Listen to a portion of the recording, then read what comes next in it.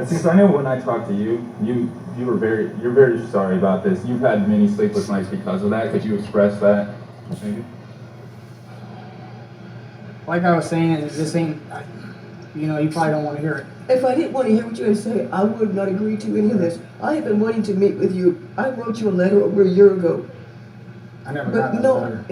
I never gave it to anybody. I haven't seen it still at my house. Because I don't know if it would do any good. Every time before I saw your face, I always saw this monster. Somebody would mention your name, the first thing I would see was this evil entity.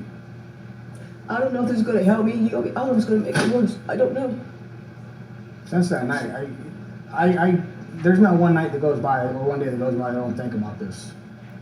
You know, what could I have done different? Not showed up to the call, ignored the call. You know, stayed away from the plan, stayed on the outer perimeter, not gotten involved. You know, that night when that happened, as soon as it happened, and they told me, hey, there's no gun in the car, my heart dropped. Honestly, until I found out what really happened, I thought he was shooting at us from inside the car. How can he be shooting inside the car? There's two statements that you had given. You said at one time you saw his hands on top of the stairwell. He was just sitting there. He was just sitting there. And then another statement, you said so he was just, I couldn't see through the windshield. Well, why would you do that? Well, step by step, I'll tell you about those statements. From the get-go, this is what I saw. I saw him sit up because they started PAing the system. The lieutenant called the plan off.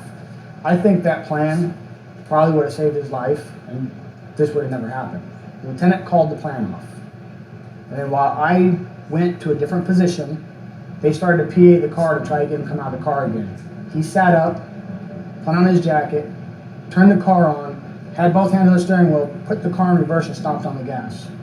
When the car started spinning tires, debris started flying everywhere, smoke was everywhere, and I was moving out of the way of debris because I kept getting pelted. So I did not have a direct line of sight on him at that time. I had peripheral vision of where the silhouette still was, but I didn't have my eyes locked on him like I did before. Couldn't see through the tent at that point with all the smoke. The light from the helicopter started moving around, and then I heard the gunshot and I saw that rear window blew out.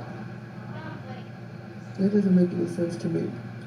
And the way Metro trains its officers, and I had to do a lot of, I second guess myself a lot, still to this day. But the way they train you, it was a trained response. And Metro still says, no, we don't train our people like that, and that's bullshit. They don't want to take responsibility for the way they train people. I don't have any military experience. I was never in the military. Everything I learned from Metro. Well, in one of the statements, they said she claimed to be from the Marines. Well, someone Gillespie lied to the news and said that I was in the former Navy. I know Gillespie a liar. I already know this. Yeah, I've never been in the armed forces. My brother was in the Navy. My dad is a fully retired, disabled vet from Vietnam, Marine. I was never in the military. Everything they train you to do. But you still answer, why did you have to use your own AR-15? When it comes to your weapons. No, your own personal weapon. Why didn't you use your police standard gun? Why did you have to go to the trunk of your car and get your own personal AR-15 out? The AR-15 that belongs to you personally. Why did you have to choose to do that? Well, because my husband didn't deserve that. The original plan called for a stack, and what you do usually when they train, when Metro trains, they train that when you do a stack, the first guy in the stack is the one with the best body armor, and you want to have you basically want to one up. If someone's got a hand, if you think someone might have a gun in the car, you want to go one further. And the rifle, to tell you the truth, is one of the weapons on the department that you can control better. The ammunition that they use is a lot softer, and it travels a lot less further than my .40 caliber Glock would have. And then you should have used that instead, probably when they hit. When I redeployed on the other side, especially when it comes to a car, I mean, you try to use the tools they train you to use. I mean, I could have had a department rifle, but I actually was fortunate enough to have the money to buy my own rifle that I And you chose to use that, your own personal rifle, on a human being. On a human being that did deserve that. I never planned on using it on a human being that night. Real quick, guys, sorry, I gotta switch magazine here real quick. Do 1 sec. Alright, go ahead and cut for a sec, guys.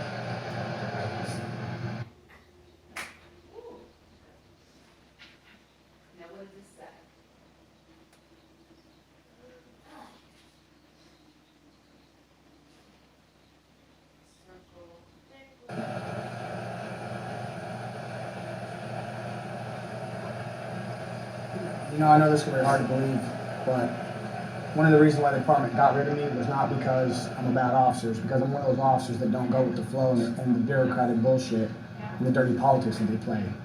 They wanted to play this a certain way, and I wasn't gonna play it. You know, my union told me, hey, plead the fifth because the department. Well, they all have their own personal agendas, and I found that out towards the end too. But the sheriff wanted to hang this on somebody. The sheriff didn't want to come out and say, hey, we made mistakes. Our lieutenant made mistakes. Our sergeant made, there was mistakes all over the board. They wanted to find someone on the low end that they could blame it on, and everything rolls downhill. You know, Stanley was in the military. I'm pretty sure he's had stories and he's told you the same thing. I mean, if you look at it, I don't know if you know this, but you know the PIO office, there's a female in there that used to work for Channel 8 News. All the bad stuff that leaked out about my personnel file was from Channel 8 News. That was stuff Gillespie was putting out about me to try to make me look like a monster. I've always been the type of cop where I pull someone over. If they're having a bad day, I cut them a break. I never gave everyone a ticket. I didn't take everyone to jail. If I had to take someone to jail, I didn't MF anybody on the way to jail. It was just business. So what's this about you being a racist and the things that Catherine said? My ex-wife, if you want to see those documents, she's been in a mental hospital. I don't care about that. It's the things that you had said to her. I did not. Allegedly. Okay, I'm going to rephrase that. The things you allegedly said to her. See, I wasn't there. I can't say if you did or if you did. All I know is that day in the courthouse, when Steve dragged me up there, and she caught me outside the courtroom, and I couldn't believe the things she was telling me that you had said. We were in the middle of a very heated custody battle. She wanted to take my son from me and take him to Iowa and never have me see him again. Maybe on summers and once a month. And I have another daughter that I raised, so I have 50-50. When it comes to being a parent, I'm the type of parent where I'm not a weekend dad. I don't just pay my child support and see my kids when it's convenient.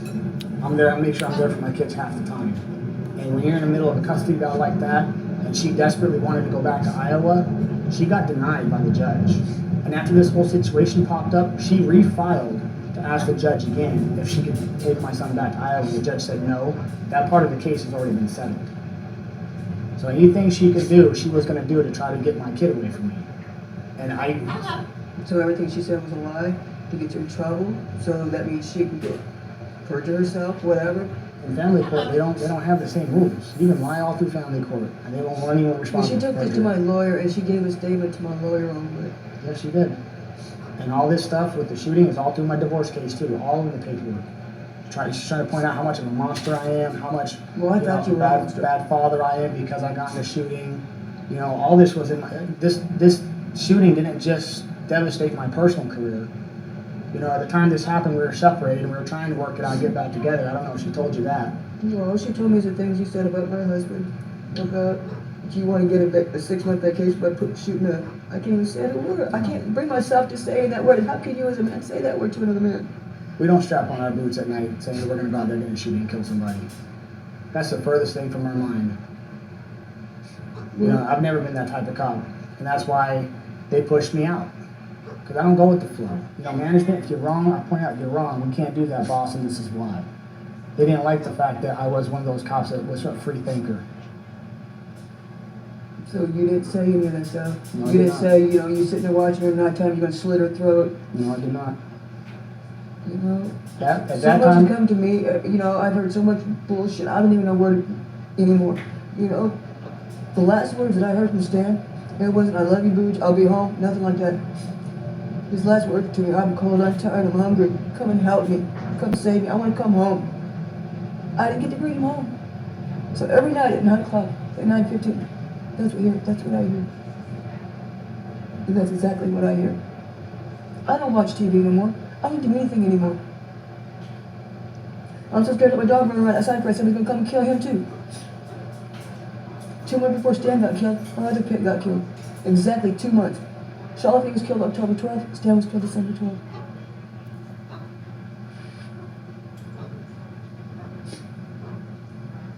well, I just recently had to move myself because of Mr. Steve Sanson putting my name and address out there. I've had people drive by my house. I've had people I confront got me in men who come public. by here all the time. They were sitting outside my door the other day. Just sitting there taking pictures. They're not there on my behalf. I don't have any friends that I got probably maybe Metro is preaches about family and it's a brotherhood, the blue line. All that's bullshit. Once they threw me out to the dogs and hung me out to dry, I have maybe 3 or 4 people that are still friends that are cops. Out of an academy class of 100 people I went to, that we went through the same stuff for 6 months, day in and day out, supposedly this brotherhood. There ain't no brotherhood in Metro. Whatever they're doing, it has nothing to do with me. Every time I get pulled over, I get ran the right act. I get my car searched. I get pulled off my motorcycle and asked where I'm going, who I've been with. I just recently went to court for protecting my son. Did Catherine tell you my son was coming over abused? Black Last time I eye? talked to Catherine was at the court. Did I never talk to her since then? My son was coming over one time with a black eye, another time bruised ear. Then he started telling me that he got punched in the head by this guy Steve that she's dating.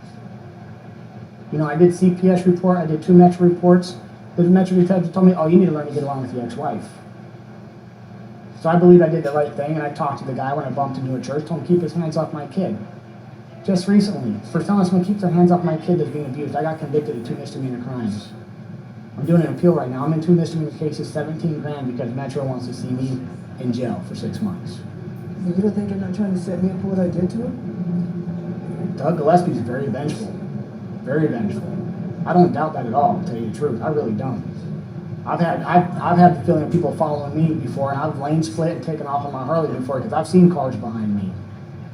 I was told by my union that, hey, watch what you say on your phone. I'm like, why is that? Because well, you don't know who's listening. Yeah, trust me, I know that from experience. So I think it's really interesting that the radio, how that whole thing got buried. Could you talk about that? This is one thing a lot of people don't like to hear. You pay $44 million for a radio system, it should work. Did you say over 40 million Yes. for radio? Yeah. $44.8 million for the radio system is what it was.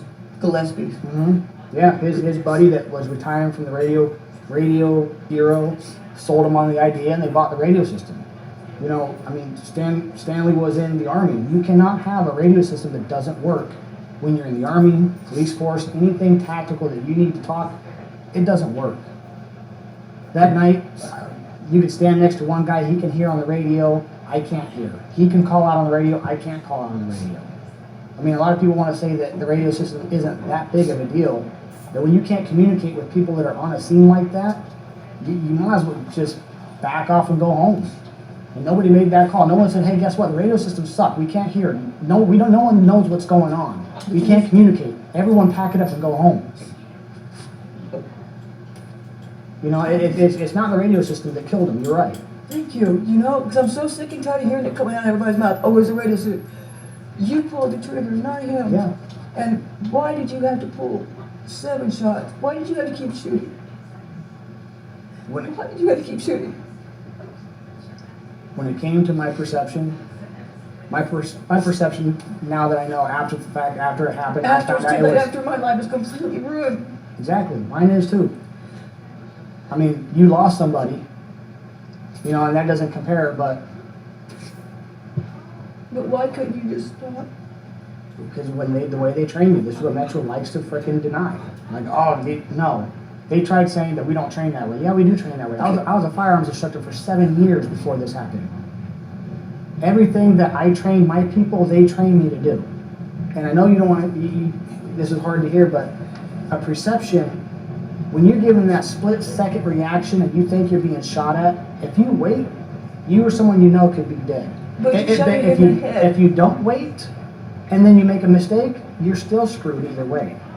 You shot me in the head like a dog. What we're trained to do is you take center mass of what's available.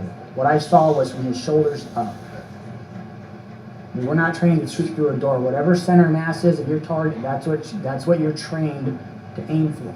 And we're not trained to shoot to kill. We're trained to shoot to eliminate the threat. And I did not know I pulled off 7 rounds. I thought I pulled the trigger twice.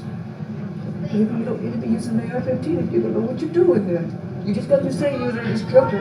You know how to handle stuff, but you didn't. There's a lot of shootings. There's a lot of shootings nationwide. They've done studies. Every time an officer says, "Hey, how many times did you shoot?" And they said once or twice. It's always more. And it's not going to bring any comfort. It's just the studies they've done. Because I was the same way. I'm like, well, I thought I pulled the trigger twice, and I had to research. Well, there were 7 shots to the back of his head. There's 12 total, 13 shots to the car body itself. There were 7 rounds fired from the rifle. Some when the AR round, it's soft, it breaks and it tumbles. Some of those other could have been fragments. I've had people come up that are just as good as you when it comes to guns. That bullet holes in my husband's car. The car is still in the exact same shape as it was the night you guys did this. I haven't done anything to it.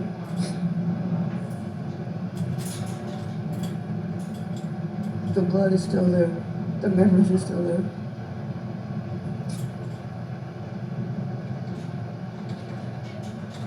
Are you sorry, Jesus? I'm extremely sorry. Did you say that to her, Lieutenant? That's a human life lost. I mean, that's not something you train to do. They don't even, I mean, they train you for certain stuff, but they can't train you for something like this. I mean, a lot of people think that this is what cops do. It's not what cops do. Being a Christian and being human, this isn't something that you just deal with and move on. I'm extremely sorry for what happened that night. It shouldn't have happened. There was a lot of mistakes made that night, but one thing that they did was they made me out to be the monster, like everything was my fault. You know, not only my career got devastated, I have a 17-year-old daughter that doesn't like me anymore because she says that my personality changed. Wants nothing to do with me. I was in the middle of a divorce, separated, tried to get back together because of the stress of what was going on. That fell apart. But see, you still got your, she's still there. You can still call a doctor. I don't have that. My daughter don't even talk to me. Dude, I'm talking about Catherine. She's there. You can call her probably anytime you want to. Nope. I don't have that. I don't have nobody I could talk to. I talk to my dog. In some ways, you guys are kind of in the same boat. I talk to my dog, you know? Hey, you know, it sucks, but yeah, it does sound like that. And I don't know you now, I'm supposed to feel, but I don't know yet. You know, one thing, this isn't going to help, but one thing I really want to express is that night was a misperception. I had 1 second to make up a perception whether or not... 1.3 seconds, what you had, that's how long it took you to set off 7 rounds, 1.3 seconds? To decide whether or not he was No. shooting at us or who someone else was shooting. Well, you, see, that's what I understand. They said you understood when they said it was going to do the beanbag. They canceled this plan. No, they did, because the beanbag counts on my car. No, they didn't cancel it. The first plan was this. Okay, the team we had together before the lieutenant showed up, it was Sergeant Tuick's plan. The one that quit that night. He actually ended up retiring. They forced him out too. We had the plan to where I was first in line because I'm the only one that could afford the body armor that could stop any type of round if we got shot at. It was two or three other officers behind me. They're going to beanbag the window and then spray in a devastator, which is about the size of a... Yeah, which is illegal because you're not supposed to do that in such an enclosed space. That would have been illegal too. Well, they were thinking on their feet. That was the sergeant's plan. Well, That was the best plan we had because when we called SWAT, SWAT didn't call us back. SWAT told us to call somebody else.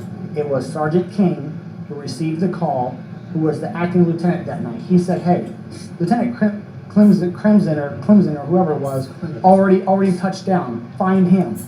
He didn't want to take the call. It was his responsibility to take that call, and he told us basically, "Hey, I don't want the call. Go find the lieutenant." So at that point, our sergeant made the decision to put together the best plan he thought that was possible to save everyone's life. And when the lieutenant showed up, the lieutenant did not know what was going on, did not have any proper information about what was going on, and he pulled everyone back. As far as what he told us was, the plan is off. Lieutenant Dockendorf told us the plan's off. We're not going to do that. We're going to PA the car, we're going to give him another opportunity to come out of the car. I told my sergeant, "Sarge, that's fine. I'm going to redeploy over here next to the Toyota Camry on the other side. If the plan's back on, come get me." Because as far as I knew, the only people that were going to be in the stack, which was the team that was going to go do the extract, was me, Tuick, Witham, Grego Smith, and that was the team. And that's what I thought was going to happen. I went and redeployed, and they didn't tell nobody that, hey, the plan's back on. From my understanding, and I could be wrong, the lieutenant grabbed people that were standing around him and said, "Hey, this is what we're going to do," and put a team together right then, right there in like a couple minutes' time. And that's not what you're supposed to do. If the lieutenant wanted to do a plan, he should have been able to do something like put something over the radio and say, "Look, this is what we're going to do, dispatch." And then dispatch is supposed to come back across and see what the plan is. And then before they move, the lieutenant's supposed to say what the plan is again. You know, one thing that did come out during the investigation is absolutely true. Dockendorf made a hasty decision. He acted too quickly. He should have slowed everything down and let everyone know what was going on. Okay, cut here real quick here, guys. Okay. Did you get that on camera, Brett? You did? Okay.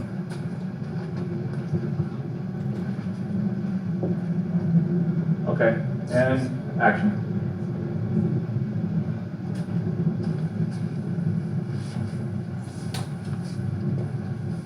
My life is completely fucked up now.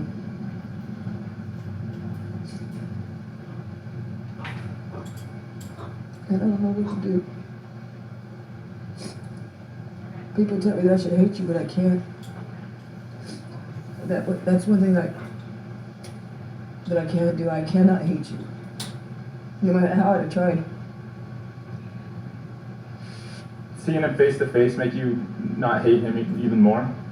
It's still having trouble, still just focusing on his face. That's why I'm turning this way. It's just, I won't let you make me hate you. I can't. But sitting here talking to you, I'm hoping that it's going to help, but I don't know. I want so bad to be back to who I was, to be this person that I was when Stan was here.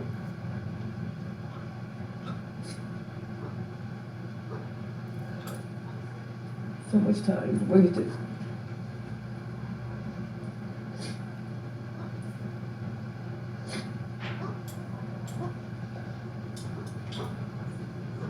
You know, and I say, since day one, I don't care about this money. This money don't mean shit to me. You know, all I ever wanted was for somebody to say, hey, we did it. You know?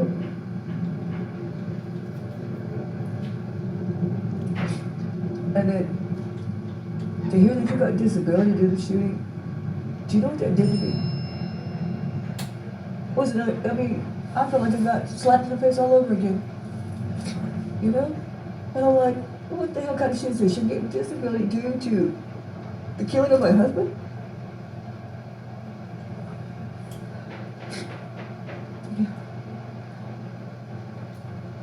I know that's hard for you to It understand. is. And I don't, yeah. It's not easy remembering this every day. Well, I remember it every day. Every day. So do I. Every day of my life. Every time I turn around, I think of something that we did. And it all comes back to me again. And I want to be so bad at you, and I swear to whatever God knows, I want to hate you, but I can't.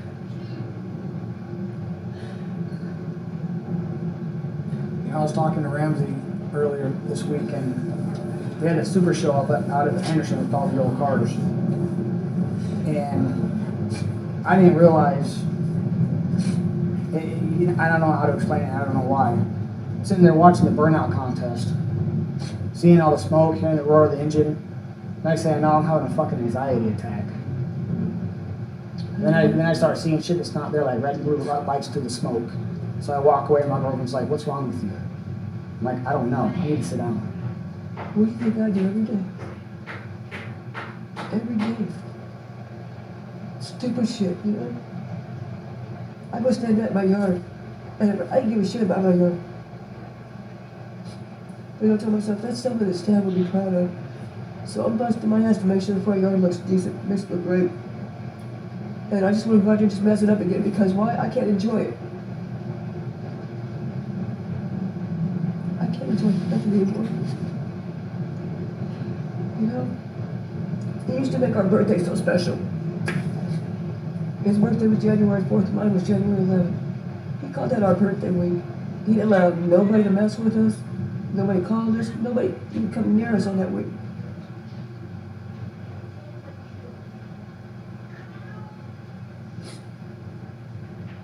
It was going to be 3 years. And it still felt like it was yesterday. Stop it! Her. Maybe you should stand up and leave the city. And Rhonda, you too.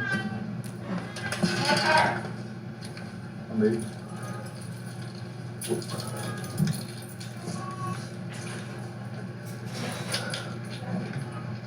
Good cut.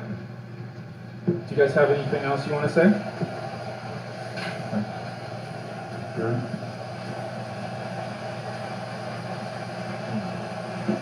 You guys believe it? Yeah. Ready?